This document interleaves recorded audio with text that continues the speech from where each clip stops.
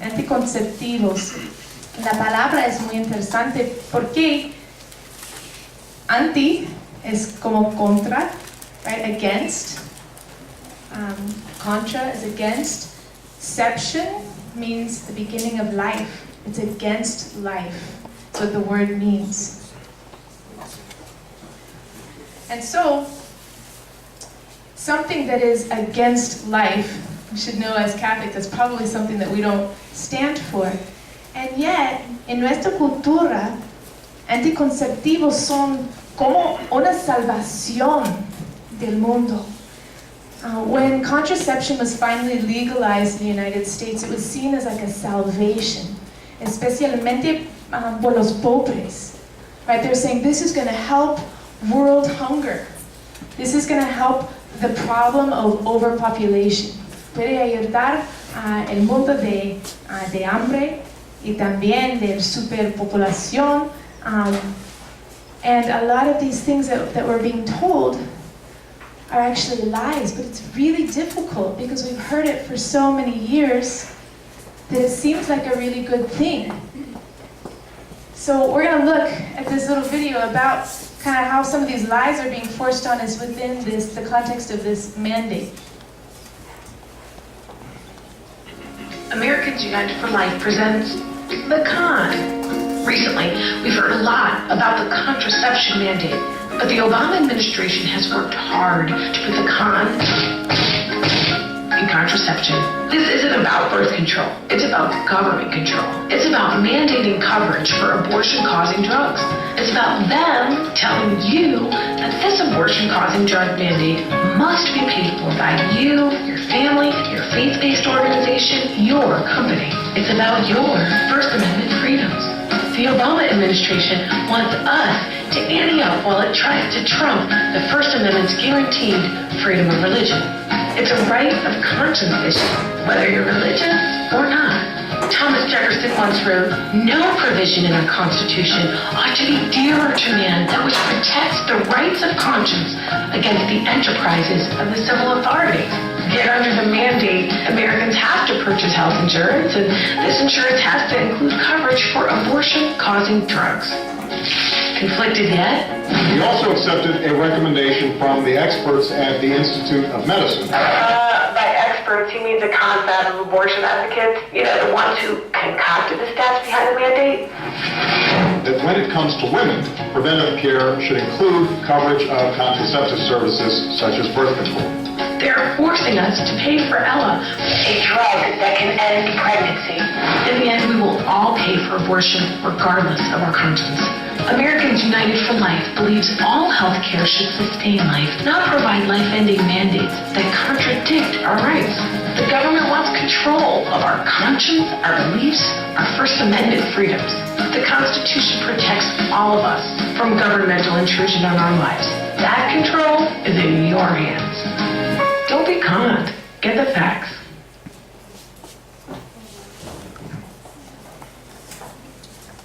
Okay, so in reality, this mandate is a much bigger issue than just contraception. El mandato no es sobre anticonceptivos, pero es sobre control del gobierno. Okay, but as Father Anthony said, it's a really good opportunity for us as Catholics to come to understand the Church's constant teaching on contraception and how important it is. So es una oportunidad para nosotros a entender este tema muy importante. Okay. Gracias. So again, we're looking at the words. It means it's against life. And it's important that Father Anthony mentioned that every religion rejected contraception prior to 1930 as evil. They said it's absolutely wrong. Martin Luther's quote is saying absolutely wrong. Contraception is nothing new. No es una idea nueva. From the beginning of time, there's been all kinds of ways that people have tried to prevent pregnancy. Even in our country, President Eisenhower said in a press conference that birth control is not a proper political or governmental activity. And it's not the function of our responsibility, and it says it's none of the government's business. But within several years, the FDA approved and passed the legalization of the birth control pill. Okay, now, las personas que, those are the proponents of contraception, had a lot of predictions. Things that they said, when we legalize contraception in our country, all of these wonderful things are going to happen. And it sounded like the wisdom of the day, right? It sounded very wise. Pero San Pablo dice que la sabiduría, gracias, del mundo es muy diferente de Dios, right? The wisdom of the world is so different than the wisdom of God. The wisdom of God is foolishness in the eyes of the world. But we're going to see. They predicted that there would be happier marriages, right? Because no one would worry. Hay no miedo de embarazo. So es mejor, all right, for marriages. It would be better for marriages. We would have much better marriages. Okay, also they would say that single parent families would go down. There'd be less single parenting, all right, because we wouldn't have unwanted children.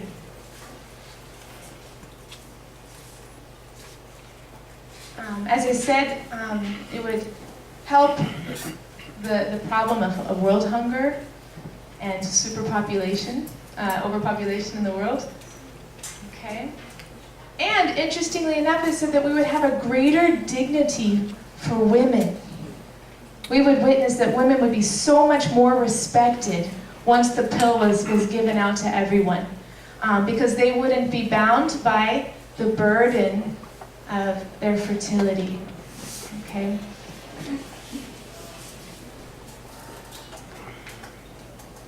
They also, in more recent years, have talked about contraceptives, especially like the condom, being able to prevent diseases such as AIDS and other STDs, and so this would be great. We would have less STDs, less diseases. Okay, now I don't have to tell you a whole lot about the statistics.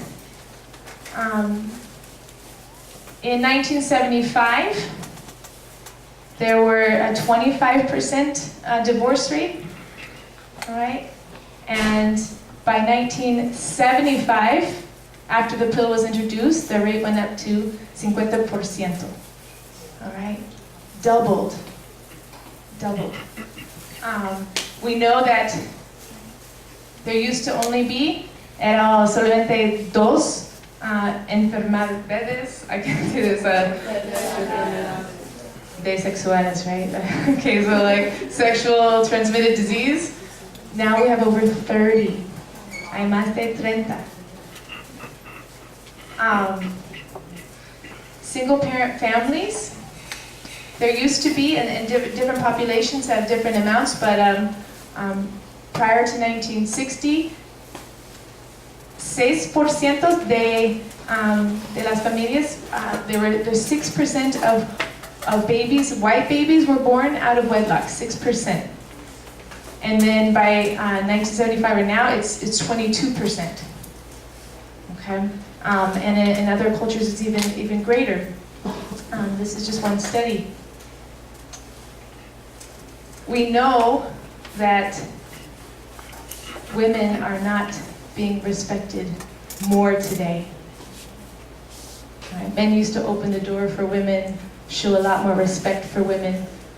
Abuse, domestic violence, much higher today. So a lot of these things that sounded like that they were going to come true didn't really happen. Now in 1968, this is Pope Paul VI, wrote an encyclical, okay, called Humanae Vitae, human life. And at the time, everybody thought, okay, finally, the Pope is going to come and get with the times. Because contraception is something the church had discussed many times in the past. In the 1930s, the Pope wrote an article on contraception. Even in 1896, there was an encyclical that talked about it. But they're like, okay, it's 1968. Now he's going to change it. Él puede cambiar las enseñas de la iglesia porque es loco, right? It's crazy. And they were shocked that he reiterated the constant teaching of the church. And everybody was angry about it because it had been already legal in the United States for a number of years. But what did he say? Well, he turned to scripture first. He talked about the sin of Onan, which is in Genesis. Okay, and it's the sin of a man spilling his seed. All right, or like the sin of pulling out. Like this is one form of contraception that people think is going to work. But God condemned it. Condemned it as a serious sin. And if something is seriously sinful, it doesn't change, right? Even if we want it to or think that it should. So, el Papa tiene predicciones también. Él dice que es, he said if we allow contraception, then these are the predictions that are going to happen. Very different, muy diferente de los otros, okay. First of all, he's like, there's going to be more infidelidad in los matrimonios, okay. This is going to destroy marriages. Is that this going to make marriage better? He said, no, this is going to destroy marriage. Because obviously, if you can take a pill that makes you not pregnant, right? People don't have to fear getting pregnant from somebody outside of their marital relationship. They can cheat on somebody and not have consequences. Okay. Let's see. He said that there would be, in general, a lowering de la moralidad. Okay, so he says, you know, it's not going to take a rocket scientist to figure out that, like, especially for young people, if we take away las consecuencias de esto, then more people are going to be using this pill and not respecting their own bodies. They're going to not be truly responsible. And so this is going to be very difficult on our young people. And in general, morality is going to go down. Now, we can just look at the news, las noticias, to see, right, that crime rate is higher, gangs, las drogas, so many things that are problems that people, 30, 40 years ago didn't have to worry about. The shows on television, back in the 1950s, I Love Lucy, compared to now, the commercials are like pornographic, right? Total lowering of our standards.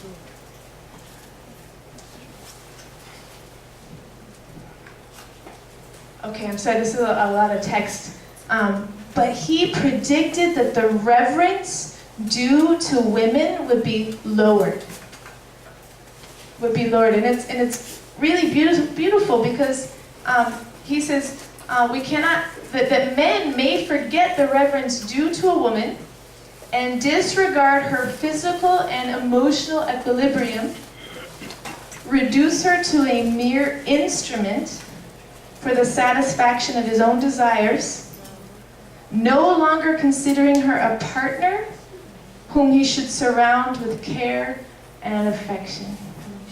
Como una mujer, me encanta ser católica, okay, right? We have such a beautiful church. And the Pope was worried about women. And yet they were accusing him of hating women and not respecting women's rights, and women are going to be so much more free. And he was like, women will not be respected and given the care and the reverence they deserve. This is the wisdom of our church. And then he goes on to say, who will prevent the public authorities from imposing this use of contraception on their people? And here we are today. prediction in 1968, governments will not only allow it, but impose it. Now we see this in other countries as well. This was written to the whole world. In China, there's one child per family law. They say, tú puedes tener un hijo, nada más. Or else we will abort, sterilize, in some cases heavily fine you. But there are no options. In fact, in the 1970s in India, there were hundreds of thousands of forced sterilizations. I Googled forced sterilization just to see. Canada, Switzerland, India, China. The list went on and on and on. And I was Czech Republic. Hundreds of thousands of women sterilized against their will. Yo fui a Honduras el verano pasado. En un doctor ahí dice que hay muchas mujeres that are sterilized without knowing it. They will go to the doctor. They'll think that they have, something wrong with their stomach, or they'll go in for a different purpose. And then they'll come out totally sterilized. They had a missionary doctor went there, and she told the women there about IUDs, which is one of the contraceptives we're going to talk about. It's something inserted into a woman to keep them from getting pregnant. And they said, oh no, we've never heard of it. And she said, if I examine you, y yo busco uno de esto, can I take it out? I said, oh sure, claro, pero. She said there were 2 trash cans, like that size, llena, with IUDs. And they didn't know. And who's helping them? Planned Parenthood de los Estados Unidos. What happens here will affect your countries, will affect all of our countries.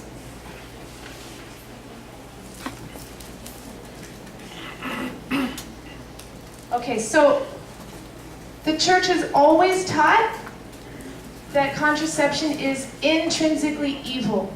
Okay? By intrinsic, I mean by its very nature, in its definition, can never be good. Now I want to make a disclaimer real quickly. If a person is taking a pill for a medical reason, like the birth control pill, they'll sometimes prescribe for acne or because they have irregular periods, okay?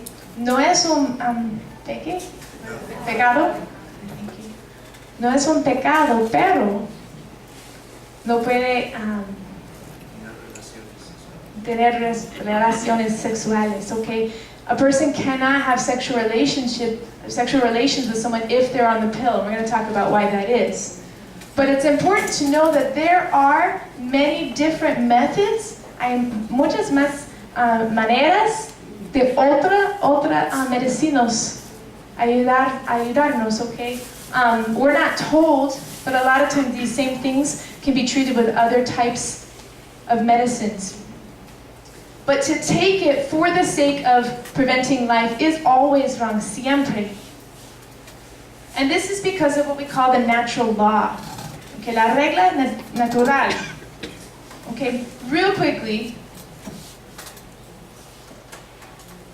this is, the church has constantly taught this, but many philosophers who were not Christian or not even Jewish understood this because it's the law de la razón. All right, this is just according to reason, and it just kind of makes sense. So, the nature of something, la naturaleza de algo, nos dice cómo es y también cómo debemos tratarlo. All right, something tells us what it is, and therefore it tells us how to treat it. We don't tell it what it is. Okay, we've had slavery in our country, esclavitud. And the government said, oh, esto no es una persona, es un esclavo. But just because they call them something doesn't make them a slave.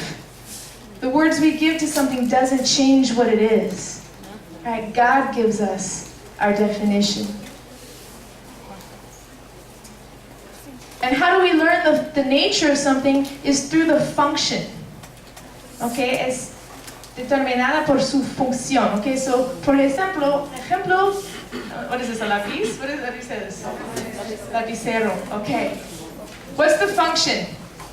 Right. A escribir, ¿sí?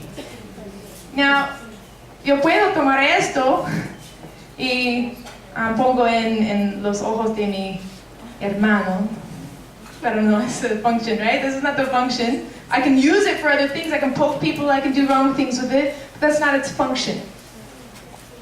And that's why, if a pen doesn't write, no puede escribir con eso. Decir, oh, this is a bad pen. No es bueno. Because the good of something is determined by its function, if it's able to act according to its function. So if it doesn't write, it's not good. Same thing like with a cup of coffee.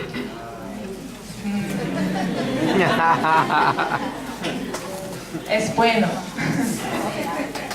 Now coffee is supposed to be hot, caliente.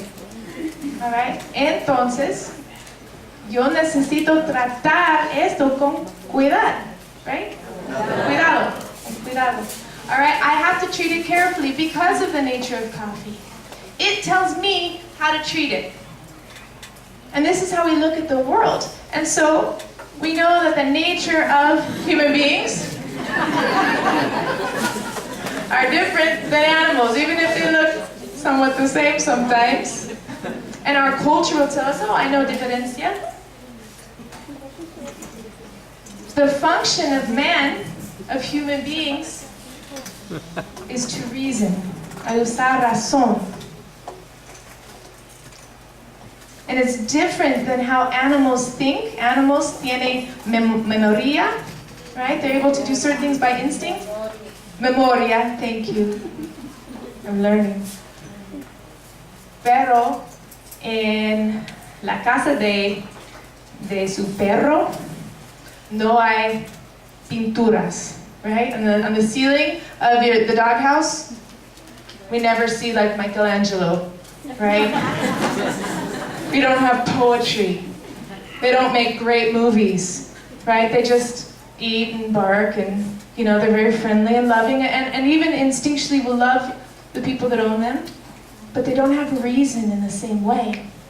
And so a good man, a good human being, a good person, a good woman is someone who uses reason, the natural law, and treats things according to how they ought to be treated. So the question is, ¿qué es la naturaleza de sexo?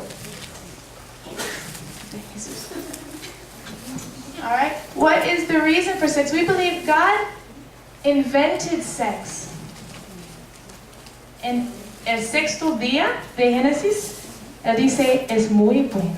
Era muy bueno. All right. Every other day, God created beautiful things, and He said, oh, it's good, it's good. And then God created Adam and Eve and said, be fruitful and multiply. First commandment, la primera mandamiento era tener sexo. And He said it was very good. And He created it for a purpose, for a reason. So what are the two purposes of sex? Okay, procreation. Okay, babies.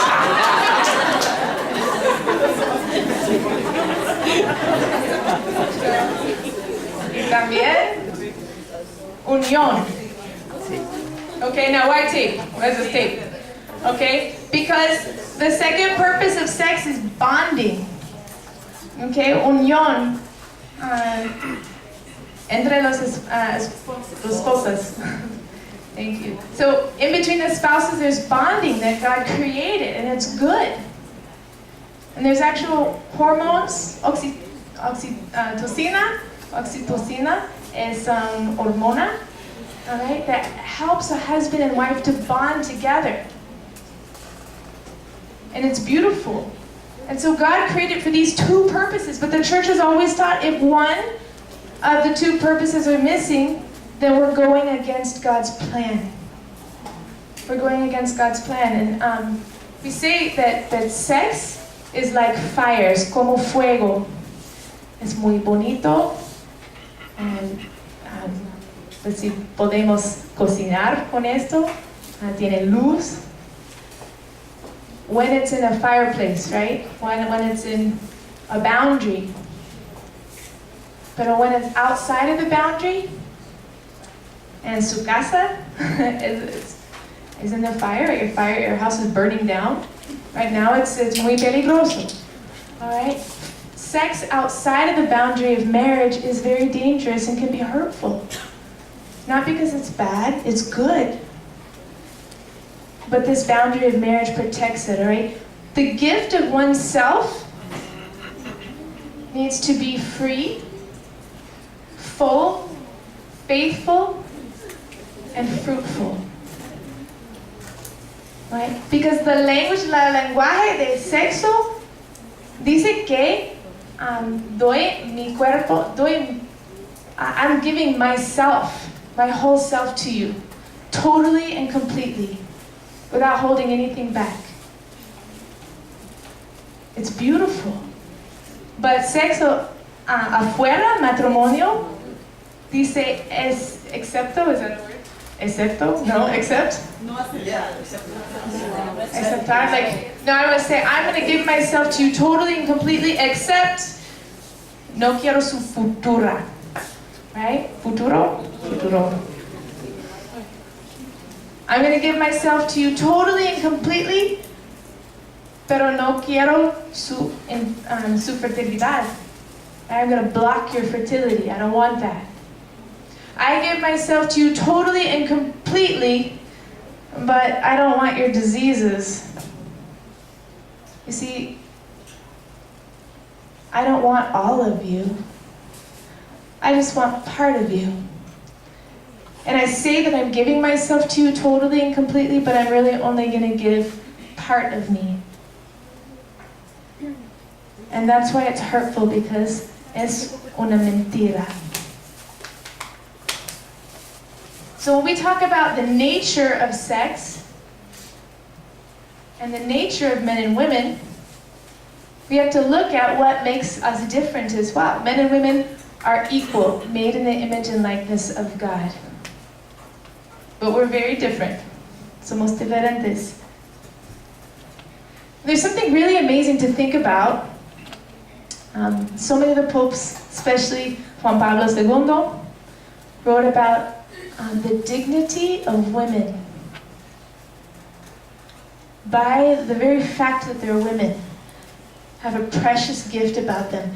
And it's because women can pretty much do, especially in our culture today, las mujeres pueden hacer todas cosas como los hombres.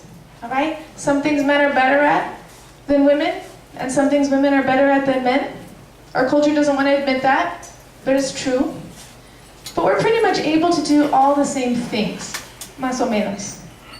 Except the one thing a woman can do that a man can never do is have a baby. Doesn't matter what science fiction says. Men cannot have a baby. And so what are we doing to women when we're telling them we're going to make you free when we take away this one gift that you have that nobody else has? That we say, su fertilidad es un problema. And we need to get rid of it. We're going to treat it like a disease. What does that do psychologically to a woman? What does that do emotionally to a woman?